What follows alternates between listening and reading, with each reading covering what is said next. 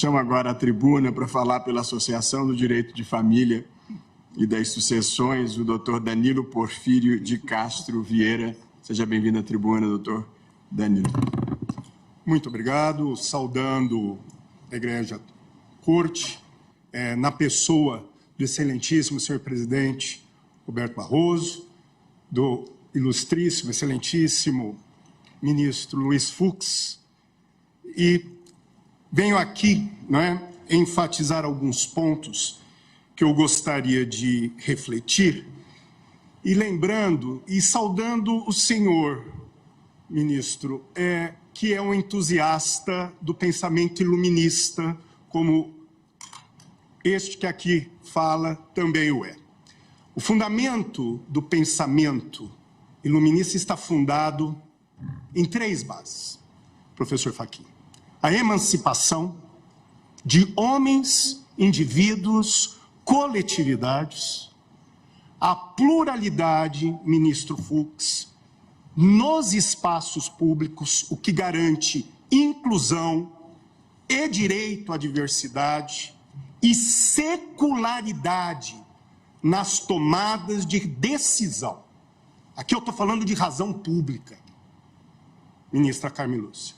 Aqui eu estou falando da construção dos espaços públicos. E secularidade não bane religiosidade. Inclui o exercício plural da liberdade religiosa.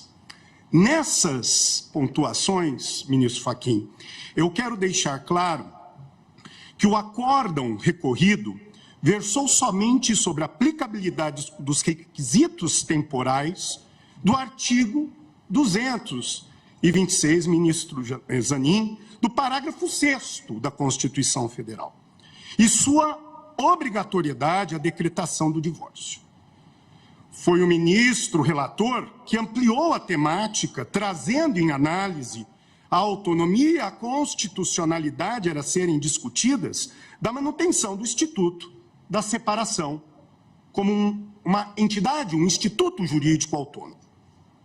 A ADEFAS, a Associação de Direito de Família e Sucessão, como amicus curiae, considera que auto-aplicável de eficácia imediata o artigo 226, de modo que não se aplicam mais os requisitos temporais de 1 ano de separação judicial e 2 anos de separação de fato para a decretação do divórcio. Mas defende a autonomia e a constitucionalidade do Instituto da Separação.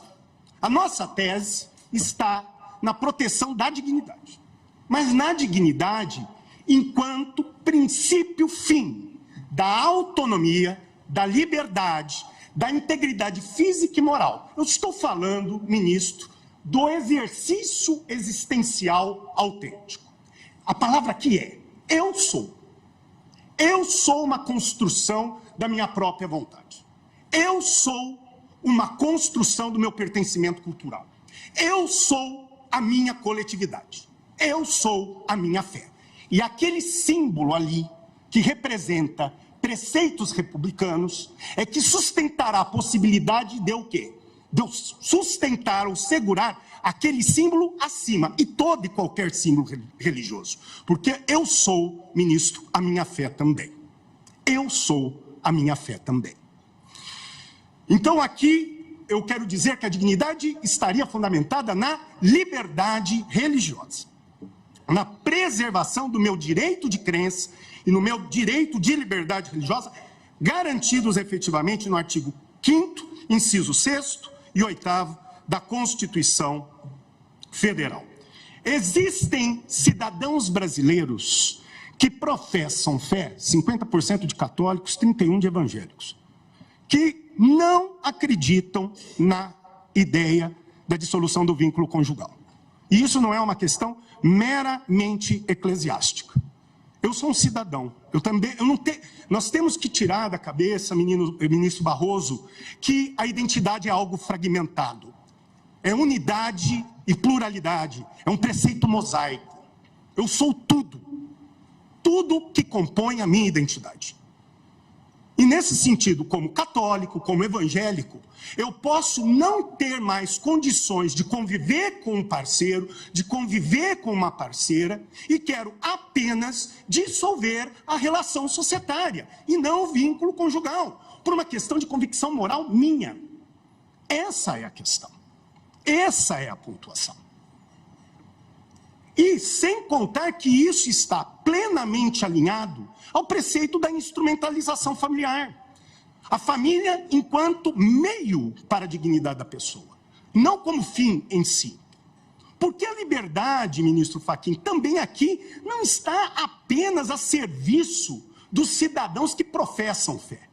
Mas eu posso usar a separação como entidade autônoma para, inclusive, viabilizar eficiência, economicidade, inclusive na perspectiva temporal, no momento em que eu me separo, para estabelecer um momento de transição, adaptação e maturidade, para que eu, ao final, saiba ou não se eu quero divorciar. Esse é o ponto. Outra questão que eu também gostaria de levantar, sobre a integridade física e moral.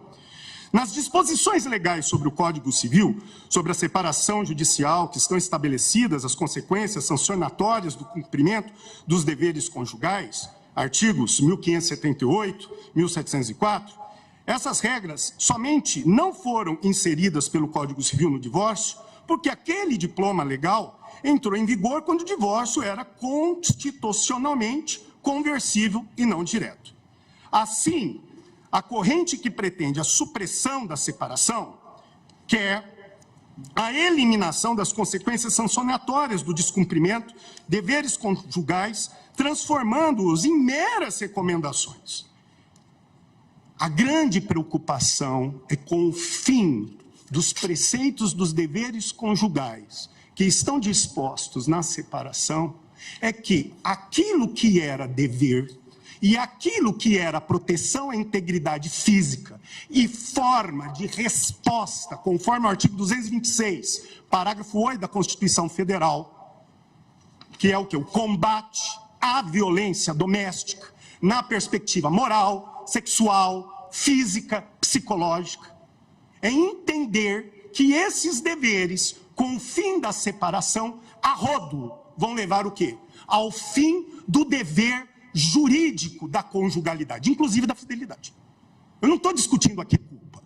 A culpa já é desconsiderada desde 1977, por meio do pedido unilateral de separação e divórcio. A minha preocupação, ministro Fux, é transformar os deveres conjugais numa mera facultas agente. Num mero ato o quê? De recomendação ou um ato de liberalidade. Essa é a minha preocupação. Portanto, para finalizarmos, deixa-se claro, portanto, que a Defas é a favor da desjudicialização e facilitação do divórcio, mas não abre mão da proteção dos direitos fundamentais e direitos de personalidade, dos deveres conjugais. O juízo deve reconhecer a sua capacidade criativa no direito, ministro Barroso, dentro de um prisma semântico, em respostas diretrizes constitucionais. A diretriz constitucional estabelece um novo modelo de divórcio, que deve ser ressignificado, recriado, podendo ser cumulado ao pedido de uma declaração de descumprimento de deveres conjugais, né? Como estão no rol de espécies dissolutórias da separação.